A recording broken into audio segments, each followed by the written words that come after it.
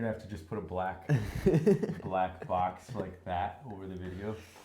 Just like and subscribe. Hi everyone, I'm Jasper Darley. Let's try that again. Hi everyone, I'm Jasper Darley. This is my dad, Jesse Darley. Yeah, we're the Gnarly Darlies. This is our first attempt to reuse and repurpose something that otherwise would have gone into the trash. Yeah, and we were looking for a project to repurpose, and it was sitting right in front of us. Actually, it was sitting right in front of our house on the curb. We had a pallet that we were hoping someone would come and grab off the curb, probably used for firewood. And it sat there for 5 days. And after 5 days, I happened to be at lunch, sitting in this greenhouse, and I looked over and there's this beautiful chair, kind of Japanesey design. I would say kind of a Japanese version of an Adirondack chair, really a great garden chair. And I looked a little more carefully, and it looked like the wood necessary would be able to come from that pallet. So really our goal isn't to sell this chair. It's to encourage everyone to look in the world, look around their house, look around their city and say, are there things that we can take out of the waste stream and at the same time, satisfy our creative desire to make things. And for me, that has a lot to do with my career as a product developer, where the goal was to make things that were supposedly useful to the world, but often resulted in tons and tons of waste. And ironically, the more successful they were, potentially the more waste they created. So really this is a mindset shift for me.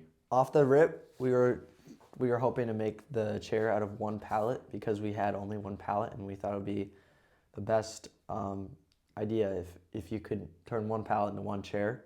Common pallet is 48 by 40 and has 3 or 4 2x4 stringers with cutouts on the pallet for the pallet jack or fork truck. There are 11 thin decking boards. The original chair required too many thick boards, so we prioritized the most structural members and replaced others with decking pieces. Yeah, so that really was a change from that original Japanese-inspired chair, which had a lot of essentially square pieces in it. So we were thinking, we're going to use decking to replace some of those square pieces. So the pallets, the main design for them is to be able to carry a lot of load and last a long time. So the way that they're built is with spiral nails and kiln dried wood, which keep the pallet together and keep it from warping. The combination of these two makes disassembling it quite the challenge, with the wood often splintering.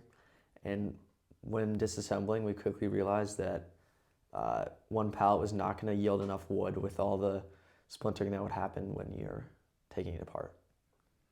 So we went on a little voyage to find another pallet, and got lucky, found a couple pallets. They're actually a lot newer than the pallet that we originally had. And so we went and picked one of those and disassembled it too. Turned out that one was harder to disassemble than the older pallet. I think partially because the nails were more deeply embedded, and also I think the wood was softer pine.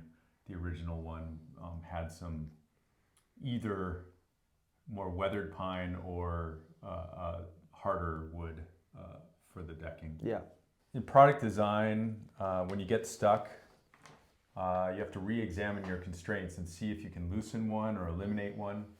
And so that's what we did. It was a hard decision, but we realized if this is a project that we wanted to describe, and if any of you out there want to try it yourself, the likelihood is you're not going to get enough material from one pallet. So let's be honest. Let's loosen up those constraints and make this chair out of two pallets.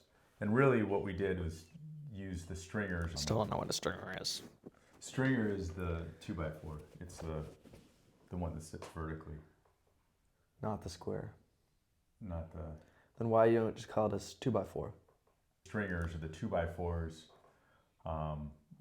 from that second pallet, which is really where that constraint was the tightest. So the other thing you could do is, the only thing we use from the second pallet is more 2x4s. So if you wanted to make this at home and you didn't want to have to find a second pallet, you could go to Home Depot and buy, 10 feet of Not even like maybe a 6-footer. I haven't calculated that exactly. Okay, 6 feet ish, 2x4, and then you could use that to supplement the pallet that you already have. And if your garage is like mine, you probably have a 6-foot 2x4 up in the rafters anyway. We're a little nervous about that width.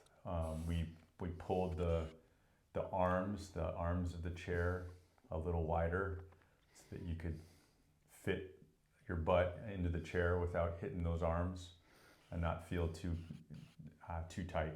We'll see. It remains to be seen whether we made it too narrow or not.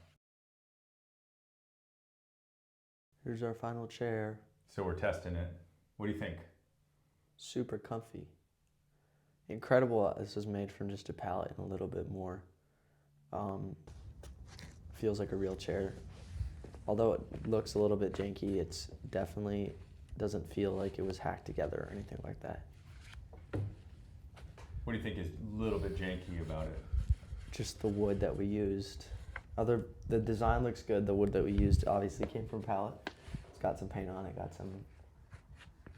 and it's unfinished. So maybe we'll sand it down and clean it up a little bit, but I think it looks good. Yeah, there's a ton of screws in this thing, decking screws, and they're not hidden. The screw holes aren't filled, so it is very rustic. But we're making it out of the pallet, and these boards were not planed. They're not sanded, so it is what it is. It's an outdoor chair, and we're looking forward to sitting in it around the fire and maybe burning some of that splintered decking material from those 2 pallets. Yeah. I'm really grateful I was able to create this with you. I hope we make a bunch more videos. Don't forget to like and subscribe.